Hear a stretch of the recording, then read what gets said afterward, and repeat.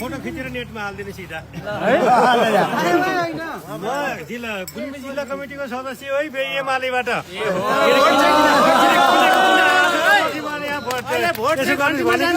हो यो तपाईँहरूको कार्यक्रम हेर्न जो आएको गाडी लिएर आएको जानियो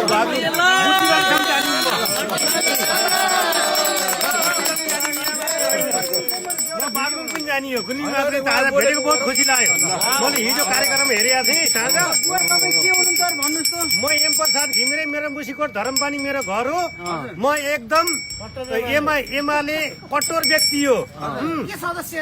म जिल्ला कमिटीको नेता सहित बनेको मान्छे हो तर आजका दिनदेखि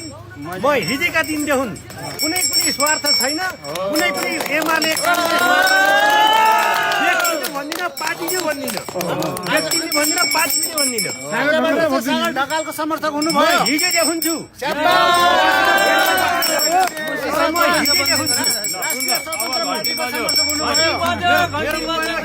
कसलाई दिउँछु मैले खिच्दिनँ फोटो